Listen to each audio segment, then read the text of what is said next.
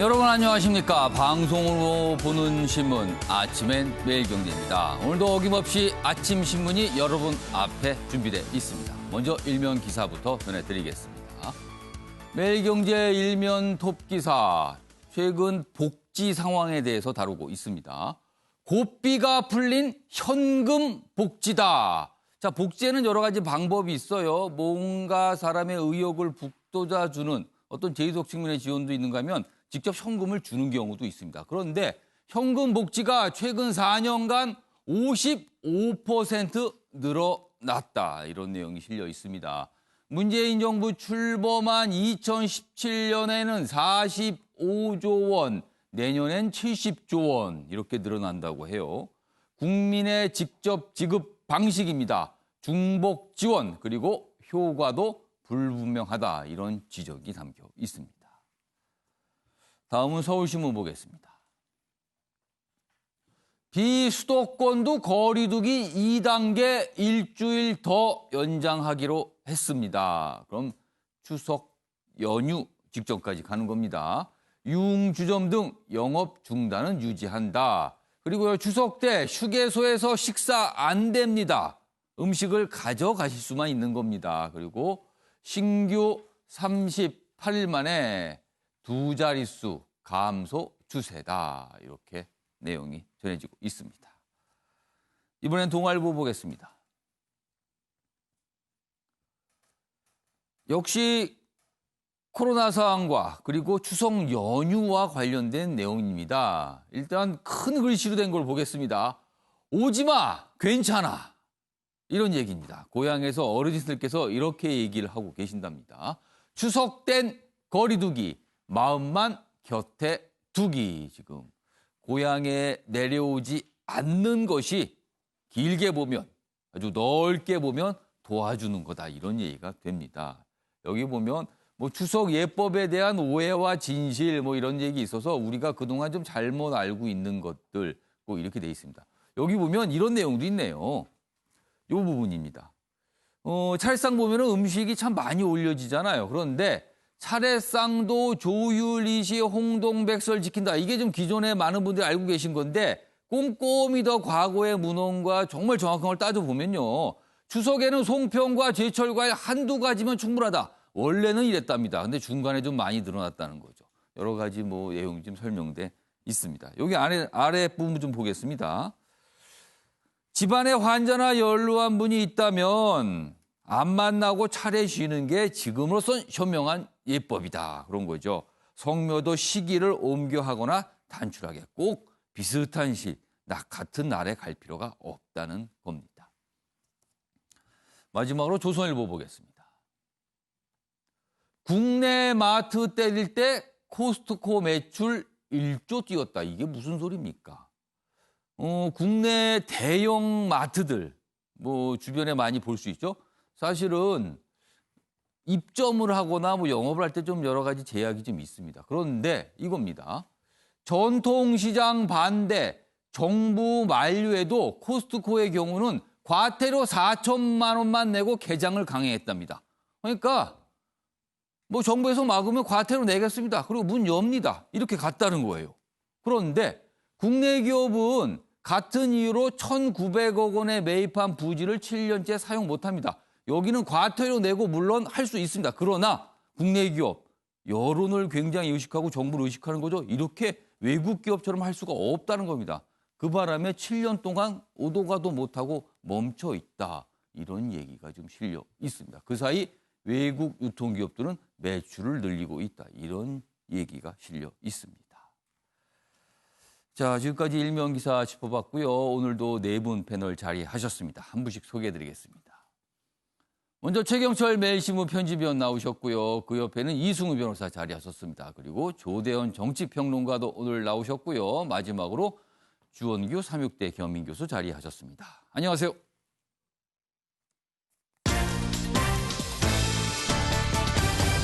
오늘 다룰 주요 이슈들을 네 가지 키워드로 묶었습니다. 아침을 여는 키워드 화면에 있습니다. 공정만 37번. 주말 동안 청와대에서 청년 관련 행사가 있었는데요. 거기서 문재인 대통령이 공정 얘기를 참 많이 했다. 주말 동안 많이 기사로 좀 다뤘던 내용이고요.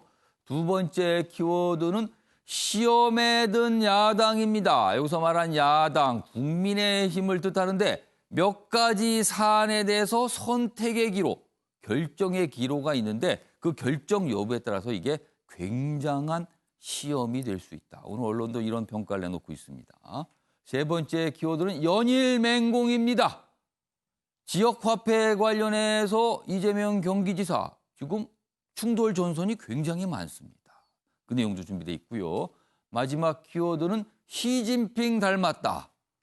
최근에 개봉한 한 영화.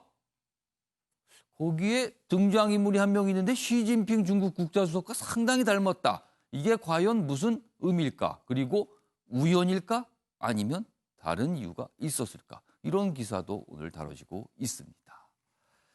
자, 아침에 매일경제 본격적으로 출발하겠습니다. 지난 주말에 있었던 모습, 그 내용부터 전해드리겠습니다.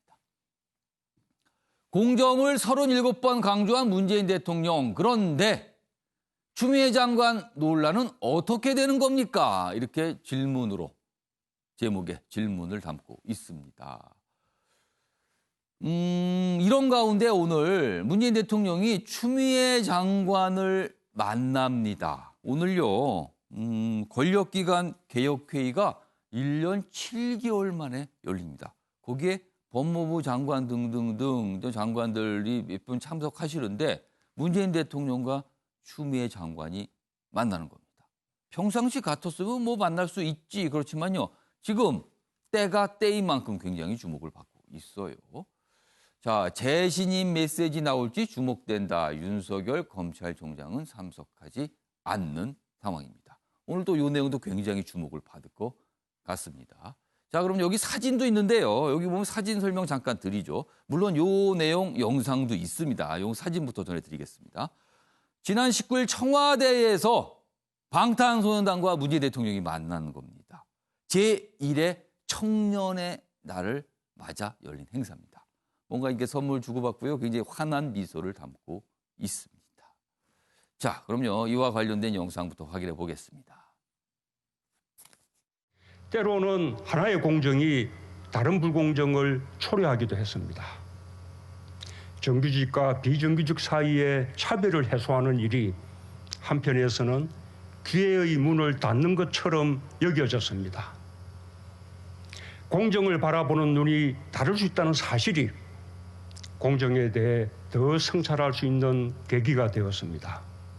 정부는 공정에 대한 청년들의 높은 요구를 절감하고 있으며 반드시 이에 부응할 것입니다. 공정사회의 기반인 권력기관 개혁 또한 끝까지 이뤄낼 것입니다. 자, 뭐 짧게 들었는데도 그 사이에 공정이라는 얘기가 여러 번 등장을 합니다. 그리고 성찰한다. 그리고 공정의 기반인 권력기관 개편 반드시 하겠다. 이런 정도 강조했습니다. 그리고 저렇게 얘기가 끝난 뒤에 이 장면이 나온 겁니다. 이제 BTS 초청이 돼서 뭔가 얘기도 하고요. 선물을 좀 주는 장면도 있습니다. 자, 이 장면에 대한 야당의 반응도 있습니다. 보겠습니다.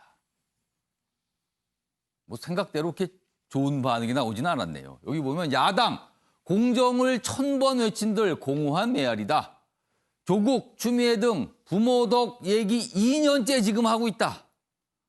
뭐 아빠 찬스, 엄마 찬스 이 얘기 2년째 하고 있다. 그리고 이상직, 윤미향 의원도 불공정 사례다. 야당은 또 이렇게 주장하면서 지적을 좀 했습니다. 반응입니다. 이거는요. 자, 이 얘기 좀 해보겠습니다. 먼저 최영철 편집위원. 토요일입니다. 행사가 열렸어요. 제1회 청년의 날. 뭐 청년의 날이면 주제가 여러 갈 수 있어요. 청년들의 어떤 취업 얘기도 할 수 있는데 이번에는 공정 얘기로 갔습니다. 자, 공정을 문재인 대통령이 37번이나 얘기한 이유. 그리고 저 날 BTS가 등장한 이유가 있을 겁니다. 두 가지 설명 좀 해 주시죠. 추미애 장관 사태를 대통령께서 직접 정면 돌파하시겠다는 메시지를 국민들에게 내신 걸로 보입니다. 아, 저 공정 얘기를 한 게. 그렇습니다. 그러면서 공정을 37번 말씀하시면서 작은 티끌을 좀 눈 감아 주시고 하지만 그렇게 눈 감아 주신다면 이 정부는 촛불 정부답게 더 큰 공정을 이뤄내겠다는 메시지를 던진 걸로 보입니다. 그 메시지를 좀 더 국민들에게 다가가기 쉽게 예. 청와대에서 가장 풍광이 좋은 녹지원에서 예. 그리고 세계적인 스타 BTS를 불러서 예. 국민들에게 좀 더 한 발짝 다가가는 그리고 많은 사람들에게 쉽게 다가가는 예. 그런 메시지의 장소 그리고 메시지 전략을 선택한 것으로 보입니다. 일단 먹혀든 것 같습니다. 지금 오늘 신문에 추미애 장관 기사가 엄청나게 많이 빠졌습니다.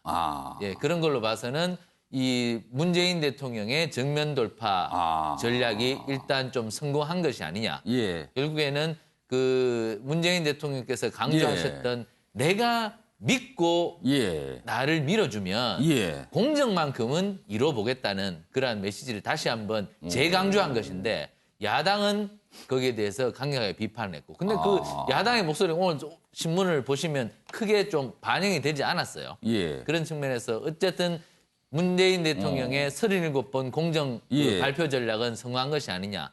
그리고 지금 야당이 계속 제기해왔던 예. 그러한 여러 가지 추미애 장관 의혹이 여러 가지 신문지상에 보도는 많이 됐지만 결국 국민의힘 지지율이 박스권에 갇혀 있으면서 그다지 반영은 안 된 것 같아요. 그렇습니다. 그런 것이 야당을 좀 의기소침하게 만든 것이 아니냐. 그러면서 지금 오늘 그 권력기관 개혁전략회의를 예. 한번 하면서 예. 추미애 장관을 부른 것은 결국에는 뭐 신임을 한 것이고 결국 문재인 대통령이 고정적인 콘크리트 지지율을 바탕으로 예. 이번 난국도 그 위기에서 돌파를 해나가는 것이 아닌지 저는 이렇게 예측을 한번 해봅니다.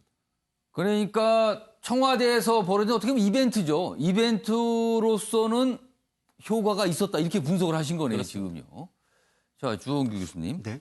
공정을 참 많이 얘기했어요. 문재인 대통령이. 그리고 이제 BTS가 초청을 받았습니다. BTS는 사실 우리나라 국적을 갖고 있는 청년 중에 가장 성공한 인물이다. 이렇게 볼 수도 있을 겁니다. 근데 초청이 돼서 문재인 대통령과 같이 함께 한 모습도 포착이 좀 이 많은 언론의 주목을 좀 받았습니다.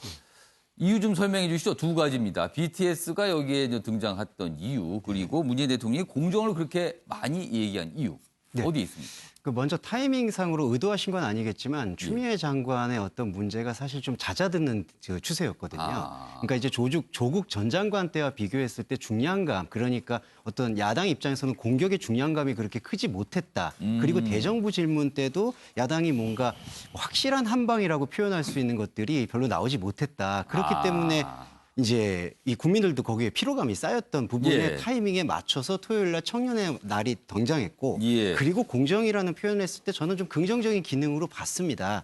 여기 성찰이라는 표현도 쓰셨거든요. 예. 저는 기념식에서 이렇게 성찰이라는 표현을 쓰셨다는 거는 좀 유감에 준하는 지금까지 청년 공약도 있었고 예. 3년이라는 시간이 넘게 지났지만 공정이라는 거에 대해서 조금 미진한 부분에 대해서 과거를 약간 네. 좀 돌아봤다. 네, 성찰하다. 맞습니다. 이런 의미가 예, 있다고. 공정이라는 보시는 단어가 거네요. 반복된 게 그냥 공연불처럼 반복됐다기보다는 예. 의지와 다르게 좀 아쉬운 부분이 많았다라는 저는 유감 표현에 준한다고 보기 때문에 예. 거기에서는 좀 긍정적인 효과를 거두었다라고 생각을 합니다. 예. 그런데 이제 제가 알기로는 이 BTS의 이 의전을 예. 기획한 거는 탁현민 의전 비서관으로 알고 예. 있는데 BTS를 이렇게 해서 이벤트를 한 거에 대해서는 조금 아쉬움이 남습니다. 어떤 측면에서 예. 그렇습니까? 왜냐하면 BTS를 이렇게 같이 해서 이벤트를 한 거는 좋거든요. 예. 근데 BTS가 갖고 있는 거는 미국의 빌보드 차트를 석권했다라는 그런 성공 메시지가 중요한 게 아니라 예. 공정의 메시지가 오히려 BTS의 음악 정신이거든요. 그동안 노래 가사 이런 네. 노랫말에 보면은 그런 내용들이 많이 담겨 있죠. 맞습니다. 그러니까 세계의 20대가 열광했던 것들은 우리들이 갖고 있는 피해와 고통에 대해서 서로 위로하는 메시지가 BTS의 메시지였는데 어저께 나왔던 관계는 그것보다는 예. 가장 한국에서 위대하고 성공한 청년이다라는 것을 좀 부각시켰다라는 것은 지금 청년의 공정성이 무너져 있는 상황에서는 좀 아쉬운 선택이 아니었나. 오히려 BTS가 갖고 있는 음악의 그 공정성의 예. 메시지를 강조해야 된다고 생각합니다. 한 그러니까 가지만 더 말씀드리면 그 약간 컨셉, 그러니까 네. 쉽게 말씀들 하시죠. 컨셉을 약간 약간 좀 잡은 측면이 좀 부족해 보인다 이런 말씀이신 네. 것 같으네요. 그리고 지금. 그게 강조가 안 되다 보니까 이게 어떤 오해를 사냐 하면은 이 BTS는 아미라는 그 팬덤이 있거든요. 예. 근데 혹시라도 지금 문재인 대통령을 또 지지하는 그 팬덤과 우리는 이렇게 건재하다라는 거를 혹시라도 우회적으로 강조하게 되는 메시지로 잘못 익히지 않을까. 그것도 우려해야 될 상황입니다. 그렇게 또 해석을 하실 수도 있을 것 같네요. 지금 말씀 듣고 보니까요. 아무튼 주말 동안 있었던 모습 꽤 많이 관심을 끌었고요. 오늘 사진으로 참 많이 소개되고 있습니다. 이런 사진들 참 많이 나와 있어요. 자, 이승훈 변호사. 요 기사 소개한 중에서 오늘 권력기관 개혁회의가 열립니다. 지난해 2월에 열린 이후에 오랜만에 열리는 거예요. 그리고 추미애 장관이 참석을 해서 문재인 대통령과 만나게 됩니다. 주제 자체가 이제 권력기관, 검찰개혁이 딱 들어가는 겁니다. 그리고 최근에 추미애 장관 여러 가지 논란이 됐었는데 이제 문재인 대통령이 만난다는 측면에서 분명히 의미가 있을 거예요. 단순히 흘려듣기는 어려운 상황인 것 같습니다. 이거 어떻게 보십니까? 어떤 의미를 갖고 있을까요? 네, 그 대정부 질문에서도 계속적으로 추미애 장관 얘기만 나왔었고 오랜 기간 추미애 장관 얘기가 나왔었는데 결국에는 의혹만 있었지 실체가 없다는 것이 다수의 의견인 것 같습니다. 국민들도 처음에는 추미애 장관을 굉장히 부정적으로 바라보다가 국민의힘의 제기가 너무 의혹 제기고 근거 없는 제기가 아닌가라고 하는 어떤 그런 의견들이 있었고 그래서 국민의힘이 지지율이 박스권에 갇히고 오히려 민주당이 좀 올라가는 지금 상황이거든요. 그러다 보니까 언론에서도 이제 추미애 의원에 대한 문제를 더 이상 좀 다루기 어려운 문제가 있고요. 그렇다고 한다면 지금 문재인 정부의 제1공약이 공수처잖아요. 고위공직자 비리수사처인데 이걸 꼭 통과시켜야 되는데 이런 동력이 많이 떨어졌다. 그리고 추미애 장관의 내상도 많이 입었다. 그렇지만 이제는 다시 그 동력을 살려서 그 공수처를 살려서 이제 통과를 이제 실제 실행을 해야 되잖아요. 그런데 여기에 대해서 그 동력을 만들 수 있는 계기를 만든 게 아닌가 이런 생각이 들고요. 또 이번에 BTS 문제라든가 어떤 인국공 문제에 대해서 대통령께서 말씀하셨는데 이건 청년들이 문제를 제기하겠던 공정에 대해서 다시 한번 대통령께서 고민하고 있고 청년 여러분들이 고민하는 부분들, 문제 제기를 하는 부분들에 대해서 충분히 이해하고 이걸 더 노력하겠다라고 하는 어떤 추미애 장관을 포함한 전체적인 것에 대한 어떤 유감 표명이었을 수도 있고 청년들과 이러한 방식으로 소통했다는 점에 대해서는 좀 좋은 방향이었던 것 같습니다. 자, 조대현 평론가, 이승훈 변호사께서는 최근에 이제 추미애 장관 아들 문제와 관련해서 불거졌던 논란이 야당이 문제 제기는 참 많이 했는데 뭐 그다지 효과가 없었다. 일단 그런 평가와 함께 오늘 문재인 대통령과 추미애 장관이 만나게 되거든요. 물론 다른 사람도 같이 만나는 거지만 분명히 이건 힘을 실어주는 어떤 개혁에 대한 힘을 실어주는 측면이 있다라고 해석을 해 주셨어요. 조대현 평론가는 어떻게 해석하십니까? 제가 봐도 뭐 여당에서는 정면 돌파 의지를 굳힌 것 같고요. 그런 의미에서 뭐 어차피 굳혔으니까 대통령께서 한번 힘을 실어줘서 이제 적어도 공수처가 출범할 때까지는 추미애 체제로 간다. 뭐 이걸 대외적으로 천명하기 위해서 이런 게 아닌가 이런 판단이 있습니다. 일단 이렇게 하는 데는 뭐 말씀하신 대로 야당 지지율 뭐 얘기도 하고 그리고 여당 내에서 여론조사를 해보니까 추미애 장관의 그 사퇴 문제에 대해서 49대 45, 6 정도로 뭐 비등하게 나오고 크게 문제가 없다고 판단한 것 같은데 제가 여당에 대해서 한 말씀만 드리면 사실은 그 수치에 보이지 않는 그 국민들의 공정에 대한 현 정부의 공정의 수준, 달성하려고 하는 수준에 대해서 이미 국민들은 의심하기 시작했고 실망하기 시작했다. 이 점을 제가 말씀드리고 싶은 거는 추미애 장관에 대해서 장관을 바꾸러 가는 거는 국민들이 바라봤을 때 지금 코로나 때문에 힘들고 경제도 힘들기 때문에 이 부분에 대해서까지는 뭐 국민들이 요구하진 않지만 적어도 그 아들의 휴가 문제가 특혜냐 아니냐 문제는 6대 4예요. 정확하게는 57대 36. 그러니까 적어도 중도층들이 많이 현 정부에 대해서 돌아선 상태고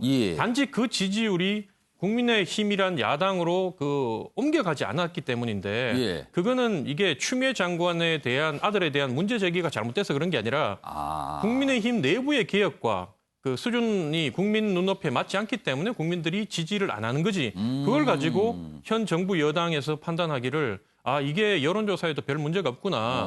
이게 밀어붙여도 되는구나. 이렇게 얘기하면 예. 우리가 뭐 권투나 뭐 이런 걸 봐도 예. 카운터 펀치 한 방 맞고 쓰러지기도 하지만 잠펀치 그리고 가랑비에 어쩐다고 하지 않습니까? 그럼 지금 계속 가고 있는 건 그러니까 강펀치는 하지만 이른바 잽이라고 보시는 거예요, 지금? 그렇죠. 아. 그게 이제 쌓이고 쌓이다가 예. 언젠가 폭발하는 순간이 온다. 임계점에 이 국민들이 용서하고 코로나 국면 때문에 허용하고 용서하는 그 한계점에 도달하면 이게 한 번에 무너질 수 있다. 이거를 현 정부에서 좀 심각하게 인식을 하고 이런 문제 하나도 좀 더 세밀하게 이 숨은 수치 뒤에 숨은 예. 세밀한 민심을 좀 바라볼 필요가 있다. 저는 그렇게 생각합니다. 예. 그러니까 지금 상황이 국민들이 지금 정부의 공정에 대한 입장 이걸 의심하고 있다라는 거죠. 이 문제에 대해서 지금. 저는 어떻게 보냐면 국민들이 예전에 과거 보수 정권이 사실은 공정하지 못하고 예. 그다음에 이 정의롭지 못하고 이런 것들을 보다가 예. 그 콘크리트라는 보수 40%의 지지층이 무너지면서 8%까지 빠진 거 아닙니까? 예. 마찬가지로 현 정부가 계속 공정에 대해서 얘기하고 사실 강조하고 우린 잘하고 있다. 과거 정부하고 다르다고 얘기하는 게 사실은 빈소리가 요란하다고 예. 사실은 소리 없이 강하다는 말도 있지 않습니까? 예. 정말로 공정을 제대로 지키고 있다면 이렇게 대통령이 37일 강조하면서 예. 이렇게 얘기할 필요가 없다. 그래서 국민들이 촛불 전국을 통해서 촛불 예. 혁명을 통해서 현 정부한테 기대했던 공정의 수준과 현 정부가 목표로 잡고 있는 공정의 수준은 예. 엄청난 괴리가 있다는 거 이미 국민들이 봤고 예. 그 괴리 속에서 국민들이 이제 실망하고 있다. 저는 그런 생각이 듭니다. 예. 지금 이제 문재인 대통령과 뭐 BTS 그 모습이 나타났던 주말 행사 그 내용을 다루면서 뭐 추미애 장관 얘기 것들을 좀 봤습니다. 지금 말씀 중에 국민의힘에 관한 내용이 좀 나왔어요. 지지율이 조금 답보 상태인 거 아니냐 이런 분석과 시각들 좀 보여주셨는데 국민의힘 관련 기사도 또 준비되어 있습니다. 이어가 보겠습니다. 여당은 이상직 추석 연휴 전 제명 서둘러 최근에 이 이스타항공 이 창업주잖아요. 근데 이 기업과 관련된 문제로 참 여러 논란이 있어요. 그러자 제명을 서둘 것 같다. 지금 이런 전망이 있습니다. 분위기를 담고 있어요. 그런데 또 한켠에는 야당, 여기서 야당은 국민의힘입니다. 박덕흠은 버티기 태세다. 그래서 서울신문은 두 가지가 대비되는 거 아니냐 그러면서 이 국민의힘에 대해서 약간 비판적 입장을 제목에 좀 담고 있어요. 여기 보면 이렇습니다. 여기입니다. 여기다. 아랫부분입니다. 이 앞부분은요. 뭐 김홍걸 의원, 뭐 이상직 의원 얘기 쭉 많이 나왔던 거 다시 한번 소개하고요. 밑으로 가겠습니다. 국민의힘 박덕흠 편법 수주 제기는 여당의 물타기. 이런 시각이 좀 국민의힘 내부에 있어요. 상임위 이해 충돌 문제지 형사 문제 아니다. 뭔가 좀 해석을 하고 있습니다. 당은 오늘 박덕흠 의원 입장 표명을 본 후에 징계 여부를 검토한다. 전체적으로 이 기사의 분위기는요. 지금 국민의힘 야당이 뭔가 굉장히 소극적인 거 아니냐 이렇게 담고 있습니다. 관련 기사 하나 더 보겠습니다. 민주당 박덕흠 사퇴해야 한다. 국민의힘 사실 확인이 먼저다. 요거 어서 많이 보셨던 내용 같지 않습니까? 요거를요. 요 인물의 이름을 다른 사람으로 집어넣고요. 여기를 여야 순서로 한번 바꿔놓고 상상을 해보세요. 한 달 전으로 돌아가서 보시면 사퇴하라. 사실 확인 먼저다. 이거 뭔가 입장이 바뀐 거 아닙니까 지금요? 많이 봤던 내용입니다 지금. 좀 더 보겠습니다. 박 의원 5년간 국회 국토위 활동을 했습니다. 피감 기관에서 박 의원과 관련된 기업이 있는데요. 1,000억 원대 수주했다. 이 의혹이 최근에 제기가 된 거예요. 본인은 좀 억울하다고 얘기하고 있습니다만. 당 일각에서는 공당 이미지 훼손 우려 있다. 이런 우려 목소리 나오고 있습니다. 그다음에 박덕흠 의원 측은 영향력 행사한 적 없다. 이거 좀 억울하다. 뭐 이런 반응을 보이고 오늘 이 사안에 대한 기자회견이 있을 예정입니다. 자, 만평주 좀 하나 있어요. 이와 관련된 거 보겠습니다. 앞서 본 서울신문 기사하고 좀 이어지는 만평 같습니다. 여기 보면은 TV에 이 누구죠? 추미애 장관 같습니다. 이거 보니까요. 근데 여기 누가 앉아 계신데 국민의힘이라는 이름이 붙어 있는 의자에 소파에 앉아 계신데 막 환호를 합니다. 아니면 성토라는 걸 거야. 아무튼 뭐라고 굉장히 많이 외치죠. 밑으로 갑니다. 근데 방송에 이번에는 박덕흠 의원이 등장합니다. 근데 이분들 가만히 계시네요. 이번에는 요 상황입니다. 지금. 자, 요거 최영철 편집위원, 국민의힘 어떻게 해야 됩니까? 박덕흠 의원의 경우는 박덕흠 의원이 그 여러 가지 건설업체에 뭐 가진 분들이 가족이고 예. 또 자신이 갖고 있는 업체의 대주주이지만 예. 경영에는 간섭을 하지 않았다고 주장하고 있지 예. 않습니까? 뭐 자신은 억울하다고 얘기하고 뭐 백지 있습니다. 신탁을 했는데 그게 처분이 지금까지 안 되고 있다. 뭐 이런 그렇습니다. 거예요. 지금 그리고 설명은. 공사 수주에 관해서 예. 제가 뭐 박덕흠 의원을 두둔하는 것은 아닙니다. 예. 공사 수주는 그 피감기관이 전혀 개입을 하지 못합니다. 공사 수주는 전부 다 공개 입찰이기 때문에 예. 어떤 공사 발주업체도 공사 수주에 관해서는 개입할 단 0.1%의 개입 여지도 없습니다. 그렇지만 예. 이런 것은 있습니다. 공사를 일단 따내고 난 뒤에 박덕흠 의원이 만약에 국토위에 몸담고 있는 의원이라면 예. 그 공사를 발주한 기관이 편의는 줄 수가 있습니다. 그렇기 때문에 그것이 문제가 전혀 없다고는 할 수 없는 것이죠. 그렇기 때문에 저는 저 1,000억 원의 공사 수주가 사실이라면 예. 문제는 있습니다. 그 공사 기간 중에 설계 변경이나 그리고 여러 가지 문제가 발생했을 때 피감 기관을 만약에 두고 있는 그 국토위의 의원이라면 혹시라도 그렇습니다. 충분히 이득을 줄 수 있는 소지는 있다는 겁니다. 그러니까 최소한 오해의 여지는 있다는 그렇습니다. 거네요. 그렇기 때문에 지금 많은 국민들이 예. 지금 정서적으로 박덕흠 의원에 대해서 색안경을 쓰고 있는 것이고 그리고 국민의힘 내부에서도 저러면 안 되는 거 아닌가 이렇게 말을 하고 있는 겁니다. 그러니까 하필 또 상임위가 국토위예요. 그렇습니다. 그래서. 그렇다면 국민의힘이 예. 제대로 된 정당이었다면 건설업을 하시는 분에게 국토위를 저렇게 계속해서 그 상임위를 활동할 수 있도록 해서는 안 되는 것이죠. 미국이나 유럽 같은 경우는 저런 경우는 도저히 상상할 수 없죠. 왜냐하면 이해 충돌에 관한 예. 정당 내부의 여러 가지 엄격한 규정들을 두고 있기 예. 때문에 우리나라 정당의 여러 가지 허술한 부분을 다시 한번 보여주는 것인데 오늘 오후에 일단 그 국민의힘 지도부에서는 예. 박덕흠 의원의 해명을 잘 보고 오후에 이제 예정돼 있습니다. 그렇습니다. 지금 회견이. 그것이 국민 정서의 기준에서 그리고 국민 상식의 기준에서 만약에 예. 합당하지 않다면 예. 여러 가지 조치를 한번 검토를 해볼 필요가 있다. 국민이 만약에 저것이 정말 공정에 위배된다고 예. 생각하는 그러한 것이 조금이라도 있다면 결단을 내려야 한다고 생각합니다. 그러니까 오늘 오후에 기자회견 아마 소명을 하는 자리가 되겠죠. 지금까지 제기했던 문제 제기, 의혹 제기에 대한 소명이 아마 있을 것 같습니다. 주홍구 교수님은 이 사안은 좀 어떻게 보고 계세요?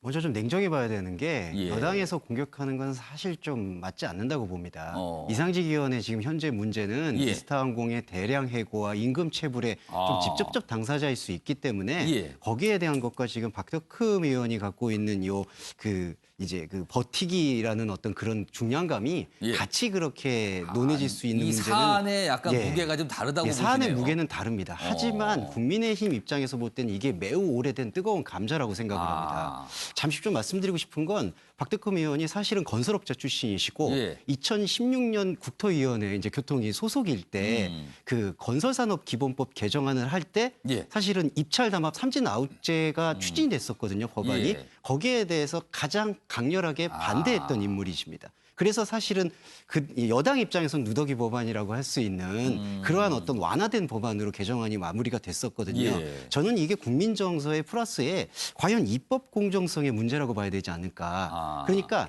전문가가 어떤 전문 분야에서 국회를 이제 들여다보는 것도 의미가 있겠지만 예. 그게 상당히 이해관계인이 얽혀 있을 수 있는 문제거든요. 저는 박덕흠 의원이 볼 때 형사 문제는 아니라고 볼 수 있는 문제가 있습니다. 왜냐하면 그 가족의 기업이나 유관 관계인이 있는 기업이 이전에도 대량의 공사를 했던 경험이 있고 그 입찰에 대해서는 아마 문제가 없다는 쪽으로 소명이 되고 그러니까 이전부터 계속 수주에서 맞습니다. 일을 하던 건데 왜 갑자기 지금 문제 삼냐 뭐 이런 또 뭐 항변일까요? 뭐 이런 게 또 있기도 했었습니다. 맞습니다. 최 의원님 말씀대로 사실 예. 피감기관이 어떻게 개입할 수 있는 문제는 아니거든요. 공정 입찰이 저는 주어졌다고 봅니다. 예. 하지만 이렇게 이해관계인이 와서 2016년에 사실은 건설업자 출신의 박덕흠 의원이 여러 가지 입찰의 경험들을 갖고 있었는데 혹시라도 이익단체나 협회에 그 이익을 대변하는 뉘앙스로 비춰지진 않겠는가. 더욱이 국민의힘은 재산 규모 면에서도 예. 사실 너무 많은 재산, 그러니까 국민 정서와 괴리되는 재산을 축적하고 계신 분들도 많거든요. 그게 다 합법적이고 의미가 있다 하더라도 예. 과연 이해관계인이 이렇게 입법에 참여하게 되는 것에 대한 입법 공정성 문제에 대해서는 우리가 저번에 부동산 문제도 경실련에서 발표했듯이 예. 그 부분에 대해서 조금 이제 근본적으로 들여다봐야 되지 않을까. 그렇기 때문에 아마 국민의힘이 사실관계 먼저라고 얘기할 수밖에 없다고 봅니다. 지금 상황이 이렇게 오늘 오후에 아마 어떤 회견 통한 소명이 있을 거예요. 그걸 좀 들어보아야 될 상황인 것 같습니다.